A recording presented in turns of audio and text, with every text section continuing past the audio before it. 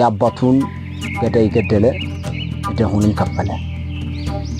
አንድ አይነ ስውር ምንጮች ዳር ቁጭ ብሎ ከዛ አካባቢ ከሚያልፉት ሰዎች ቁርጫጭ ሳንቲም ይለምናል።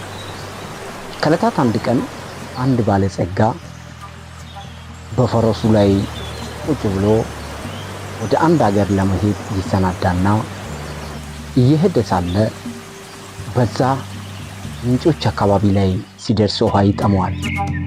ይህ ባለሀብት ከፈረሱ ላይ ወርዶ ውሃ ጠጥቶ እረፍት ወስዶ ልቡን አሳርፎ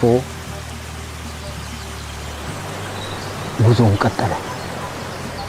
አይነ ስውሩንም አይቶታል። ነገር ግን አራራለትም። የሚገርማችሁ ነገር ባለሀብቱ አንድ አካባቢ ላይ ሲደርስ አንድ ነገር እንደረሳ ትዝ አለው። በጣም ተደናገጠ። የረሳው ነገር ምንድን ነው ሲባል ከቤቱ ይዞት የወጣ ትልቅ አገልግል የሞላ ወርቅ ነበርና ከፈረሱ ወርዶ ውሃ በሚጠጣበት ጊዜ መሬት ላይ ያስቀምጦት ስለነበረ በዛው ረስቶት ሄዷል። ባለሀብቱ ከደረሰበት ቦታ ወርቁን ለማግኘት ወደ ኋላ መመለስ አለበትና እየሮጠ በፈረሱ እየጋለበ ተመልሶ ያንን አይነ ስውር ወርቄን ያነሳው አንተ ነህና ስጠኝ ብሎ ይጠይቀዋል። አይነ ስውሩ ግን አላነሳም ነበር። ሁለታቸው መካከል አታካራ ተነሳ። እኔ አይነ ስውር ነኝ፣ ያንተን ወርቄ ታያለው የሚል መልስ መለሰለት። ባለሀብቱ ተናደደና በያዘው ጦር ይህንን ድሃ አይነ ስውር ከእንጨት ጋር አጋድሞ ወግቶት ይሄዳል። የሚገርመው ባለሀብቱ ወርቁን ረስቶ ሲሄድ አይነ ስውሩ አላየው። በመካከል ግን አንድ ድሃ ሰው ውሃውን ተሻግሮ የሚሄድ እዛ አካባቢ ላይ ሲደርስ አገልግሉን ስላገኘ ይዞት ሄዷል። ይህ ታሪክ ምንድን ነው ሲባል የዚህ የባለጸጋው አባት ከዚህ በፊት አንድ ሰው ብዙ ወርቅ ተበድሮ ገንዘብ ተበድሮ ለዛ ድሃ ሰው ሳይሰጠው ሳይከፍለው ሀብታም ሆኗል። ይህ ባለጸጋ የወረሰው የአባቱን ሀብት ነበር። አባቱ ከዛ ሰው ወስዶ ሀብታም ሲሆን ያ ሰው ድሃ ሆኖ ነበር።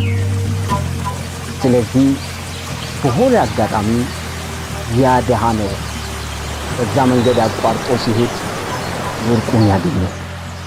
ጊዜ በባለቤቱ መለሰ። የተበደረው ሰውዬ ሞቷል።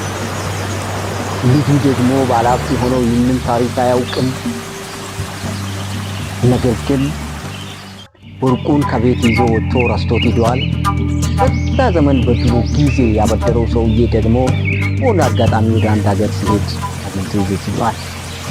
ሁለተኛው አይነ ስውር ሆኖ እዛ ምንጮች ዳር ቁጭ ብሎ ሲለምን የነበረው ያ አይነ ስውሩ ሰውዬ ደግሞ በጊዜው ባለጸጋ ባለሀብት ነበርና ጊዜውንና ዘመኑን ተጠቅሞ የዚህን ባለሀብት አባት ገድሎ ነበር ያን ጊዜ ስለነበረው። አሁን ደግሞ ጊዜ ቀልቶት አሁን ደግሞ ጊዜ ጥሎት አይነ ስውር ሆኖ ቁጭ ብሎ ይለምን ነበር።